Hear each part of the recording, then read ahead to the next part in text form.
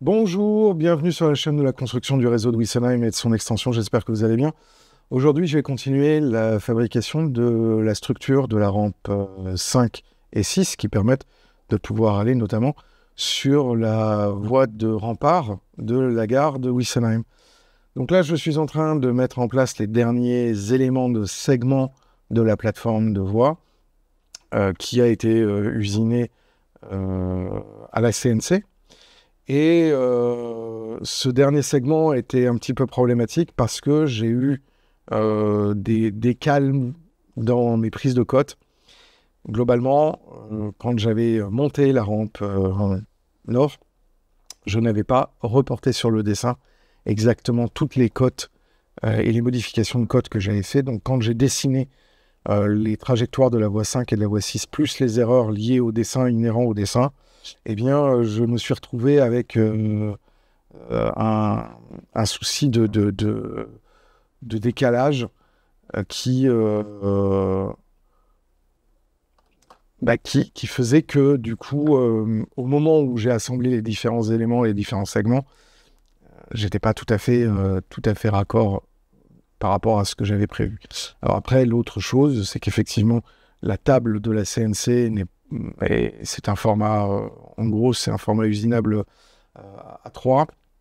Et donc, ça ne me permettait pas de faire des grands segments. C'est sûr que si j'avais eu une CNC plus grande, j'aurais peut-être pas fait autant de découpes de petits segments et donc j'aurais eu moins d'erreurs cumulées sur le montage. Mais d'un autre côté, je suis quand même relativement content de ça parce que ça me permet quand même, cette CNC, de faire un montage qui se tient. Et puis ensuite, après, les erreurs, les marges d'erreur, on triche, on travaille un petit peu. Et donc, c'est sûr que sur les 2 derniers segments que j'ai mis, j'ai été obligé de retailler un petit peu les pièces pour compenser les jeux, les mises en place des marges. Mais on obtient au final quelque chose qui est assez intéressant. Alors, c'est sûr que là, j'ai utilisé du CTP pour faire les usinages et qu'on se retrouve très très rapidement avec le problème inhérent au contreplaqué, c'est que ce sont donc des laminages qui sont contrecollés les uns aux autres, et si ces contrecollages ne sont pas parfaits, au moment de l'usinage, on peut arriver sur des trous, des raccords de contrecollage qui sont pas optimales ou qui sont bas de gamme. Et donc du coup, quand la fraise elle vient faire notamment les surfaçages, les réductions, les poches, comme vous pouvez voir de chaque côté, notamment des 2 plateformes de voie, j'ai une réduction qui me permet moi de pouvoir faire la plateforme de voie correcte. Et il y a ces phénomènes où ces laminages de contrecollés, de feuilles de bois contrecollées font que après le passage de la fraise, il y a des relâchements de contraintes et du coup les pièces se mettent à vriller. C'est sûr qu'on n'aurait pas forcément ce même problème avec du médium, du MDF. Le problème, c'est que ça va augmenter le poids de 30 à 40%. Là, comme je suis au-dessus quand même d'une structure qui doit porter déjà le poids de la rampe hélicoïdale, j'ai fait le choix de ne pas utiliser du médium et de rester sur le contreplaqué. Maintenant, c'est vrai que le fait d'avoir autant de segments et d'avoir cette rigidité structurelle qui est ajoutée fait qu'au final, je vais peu avoir de déformation. Donc là, j'utilise un petit peu de mastic de bois pour venir boucher certains joints entre les segments. À d'autres endroits, je ne vais pas mettre ce mastic pour permettre des dilatations du bois. Là, ce qu'on a constaté pendant l'ensemble du montage de la structure, c'est que le contreplaqué, c'est un matériau qui vit, qui se dilate.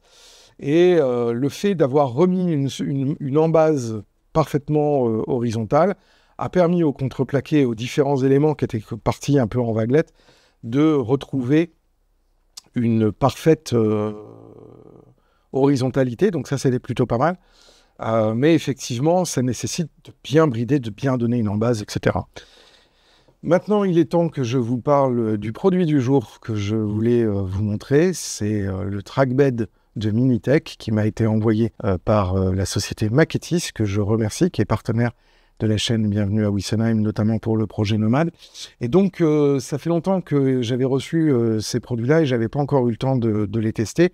Donc là, je le mets en œuvre sur la Voie 6. Alors, on voit que ce sont des bandes qui ont, là, pour cette version-là, une épaisseur de 3 mm, d'un espèce d'agglomérat un peu caoutchouteux qui sent très très fort le pneu, je trouve très très fort, mais qui du coup va permettre de pouvoir faire la mise en place de la sous-couche de la voie. C'est vrai que moi j'avais utilisé à un autre endroit du réseau le trackbed de Woodland Scenic qui a cet avantage d'être biseauté sur les angles et qui est un peu plus épais puisqu'il fait 5,5 mm d'épaisseur. Et donc là, c'était pour moi aussi l'occasion d'utiliser, de mettre en œuvre un autre produit, ce qui me permettra de pouvoir faire des comparaisons acoustiques dans des éléments semblables, mais pas forcément similaires. Alors, le trackbed se colle avec une colle médium. Donc ça, c'est la colle médium universelle de chez Minitech, toujours de la gamme Minitech. Je vous mettrai en description l'ensemble des références de ces deux différents produits, que ce soit le trackbed et que ce soit la colle. Et puis là, je vais commencer la mise en œuvre de ce matériau qui est relativement souple, qui se tord bien. Alors là, j'ai un rayon de courbure de 700 mm, donc la mise en place est relativement aisée. C'est sûr que quand on veut lui faire prendre des courbes plus serrées, il faut être beaucoup plus patient et avoir peut-être un collage un peu plus généreux et un maintien peut-être un peu plus important. Par contre, il y a une chose très importante, c'est que je fais une découpe d'une vingtaine de centimètres entre la première bande et la deuxième bande pour que les deux bandes ne se terminent pas au même endroit, que j'ai un décalage. Ce morceau que j'ai coupé, je le réutiliserai ailleurs, notamment à la fin de l'ensemble de la courbe, mais ça me permet justement de décaler mes liaisons et donc d'éviter d'avoir des raccords foireux entre la fin de chacune de mes bandes. Donc là, je pars bien tous les deux au même niveau, mais par contre, la bande extérieure est plus courte que la bande intérieure, ce qui va me permettre de pouvoir avoir des chevauchements et donc des liaisons, des zones de liaison entre les deux bandes qui soient suffisamment décalées pour ne pas provoquer des bumps qui, sur ce genre de matériaux, sont irrattrapables. Autant sur le liège, on peut légèrement poncer, autant je ne me risquerai pas à poncer ce matériel-là.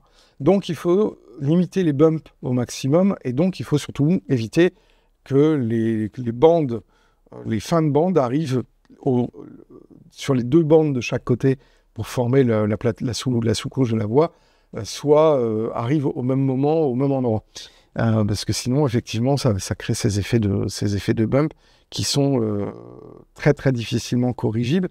Et ce qui est le plus important, c'est d'essayer de maintenir la plateforme de voix la plus horizontale possible, qu'on soit en pente, en montée ou sur le plat. Il faut éviter que la voix fasse des vaguelettes. Donc, comme la sous-couche en dessous permet d'asseoir la voix, il ne faut pas que la sous-couche vienne provoquer des espèces de vaguelettes qui vont ensuite, après, nuire au bon roulement de votre réseau. Donc, c'est très important d'avoir une sous-couche qui soit la plus horizontale possible, en tout cas la plus progressive possible, et qu'elle évite de faire ces phénomènes de bump, de vaguelettes. Donc là, vous voyez, j'ai eu un raccord entre deux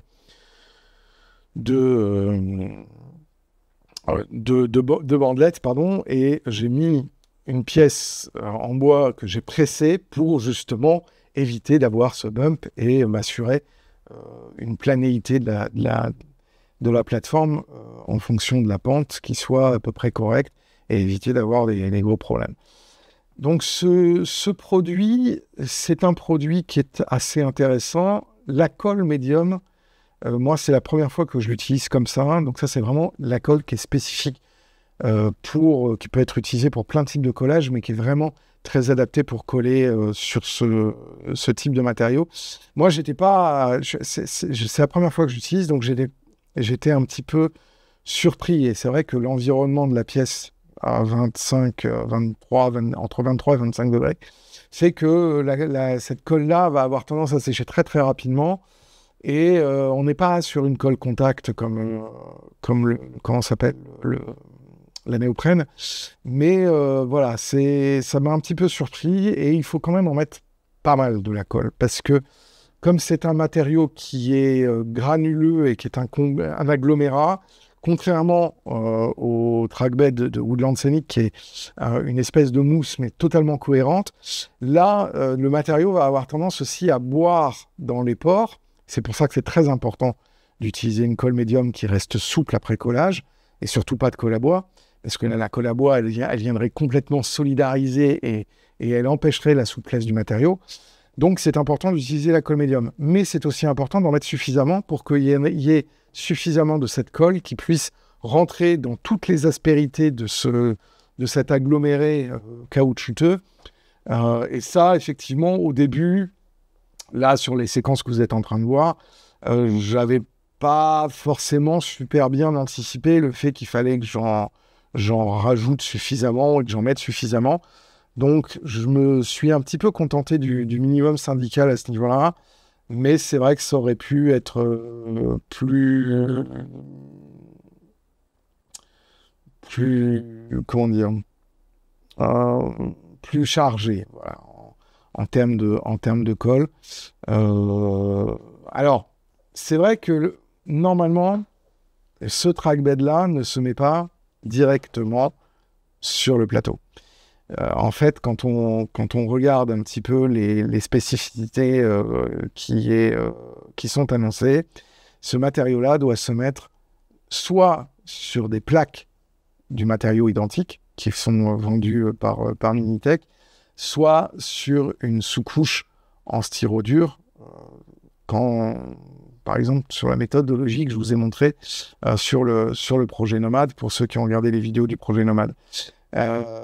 Pourquoi ? Parce que en fait, au niveau de l'atténuation du bruit, c'est le fait d'avoir deux matériaux amortissants l'un au-dessus de l'autre fait que ça vient diminuer la propagation de l'onde de bruit lors de la circulation, alors que quand on la pose directement sur une structure en bois comme je le fais là, c'est pas ce qu'il y a de plus optimal parce qu'il y a finalement peu d'amortissement. 3 mm, c'est vraiment pas assez. Donc moi, c'est un petit peu entre guillemets le retour d'expérience que je peux vous donner. Minitech vend deux épaisseurs, du 3 et du 5 ou du 6. C'est vrai que le 3 est peut-être plus adapté pour du N, mais en fait, non. En fait, le 3 s'utilise en superposition d'une plaque en dessous d'amortissement, que ce soit avec des plaques de styrodure ou que ce soit aussi avec des plaques de ce même matériau, mais qui ont été taillées plus larges pour supporter non seulement la voie, mais aussi le reste des installations de la voie, ballast compris, butelage, chemin, etc. Bon, je ne l'ai pas fait là, sur ce montage-là. On va voir quand même par rapport au liège comment ça va réagir. Mais en fait, en regardant un petit peu les spécificités données par Minitech, on se rend compte que leur usage à eux, c'est vraiment cette superposition de au moins 2 matériaux, donc de 2 sous-couches. Et c'est vrai que dans une réflexion sur le bruit, qui n'a pas du tout été une réflexion que moi j'ai menée sur Wessenheim, et c'est d'ailleurs quelque chose qui maintenant est trop tard pour pouvoir être fait, mais si un jour je suis amené à faire un autre réseau, ça sera vraiment quelque chose que je prendrai beaucoup plus au sérieux, aussi bien en termes de répartition de structure qu'en termes d'assemblage des différents matériaux, justement pour éviter la propagation du bruit. C'est de faire une triple isolation phonique, c'est-à-dire le plateau où les chandelles, où sont posées comment s'appelle, la trajectoire de la voix, une couche d'isolation fournie par le styrodure, qui vient éviter le contact entre la structure en bois et ce qui va se trouver au-dessus, et ensuite le trackbed, exactement comme j'ai fait sur le projet Nomade, ou la superposition de cette plaque plus du trackbed au-dessus. Donc pour vraiment atténuer en fait la propagation des bruits. Maintenant, c'est vrai que je vais quand même avoir une action un peu plus active, c'est que sur ces voies-là, quand je vais coller le ballast, je vais le coller avec des colles médium souples pour ballast. Je ne vais plus utiliser du tout la colle à bois, parce que la colle à bois, elle vient agglomérer tout et elle amplifie les effets des caisses de résonance. Donc, effectivement, c'est pas forcément quelque chose qui est très adapté. On utilisait ça parce que ça coûtait pas cher et que c'était facile à faire. Un tiers de colle, 2 tiers d'eau et puis quelques gouttes de détergent. Et on avait un mélange qui était bien pour coller le ballast, mais en fait, non, parce que ça supprime toute la souplesse du ballast.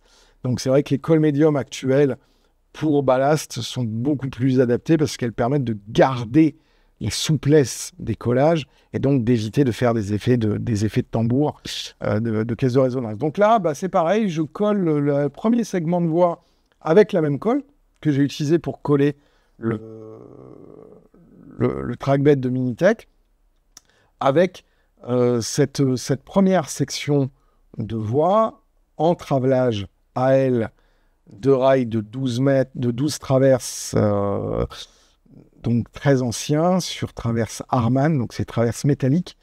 Et vous remarquez que pareil, pour éviter d'avoir les 2 raccords de la voie flexible sur le rail gauche et le rail droit, eh bien j'ai enlevé 20 cm pour que j'ai suffisamment de distance et ça me permet d'éviter les cassures lors de la mise en place de la courbe et d'éviter les bumps qui seraient liés à des défauts d'alignement des 2 éclisses.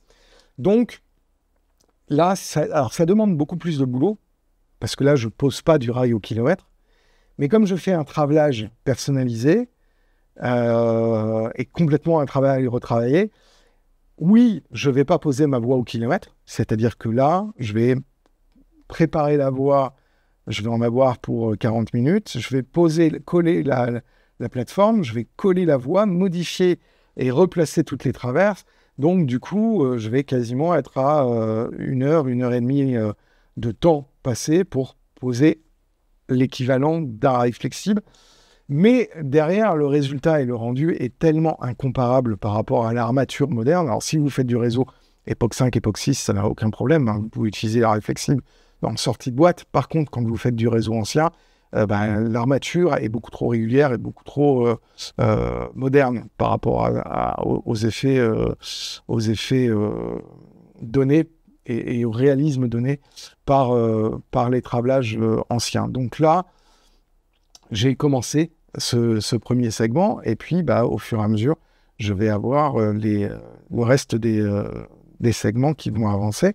C'est aussi pour ça que je n'ai pas continué la structure de support de la gare marchandise au milieu de l'hélice nord, parce que j'ai tout le travail et j'ai besoin d'avoir le plus d'espace possible. Alors là, je suis à l'extérieur, mais quand je vais passer à l'intérieur pour continuer la courbe, il faut que j'ai l'ensemble de l'espace qui soit disponible pour pouvoir travailler correctement. Donc voilà. Et écoutez, j'espère que vous avez aimé cette vidéo. Je vous remets tous les liens des produits que j'ai utilisés dans cette vidéo en description. Un grand merci à Maquettis, qui est donc partenaire de cette vidéo, pour m'avoir envoyé les échantillons des produits de la gamme Minitech. Je tiens à vous remercier, vous êtes de plus en plus nombreux à suivre l'activité de la chaîne Bienvenue à Wüstenheim, et de plus en plus nombreux aussi à poser beaucoup de questions dans les espaces commentaires. Je ferai peut-être d'ailleurs un live pour répondre à toutes ces questions, tellement elles sont nombreuses et pertinentes et très intéressantes. Je tiens aussi à vous remercier toutes les personnes qui font des dons sur Tipeee, c'est très important pour le financement de la chaîne, pour pouvoir vous proposer de nouveaux produits à tester et des produits à mise en œuvre, et pour pouvoir faire des tutoriaux, aussi pour les projets nomades qui continuent. D'ici là, moi je vous dis à très bientôt, prenez soin de vous, prenez soin de vos proches, et n'oubliez pas, si vous en avez l'occasion, faites du train. Ciao!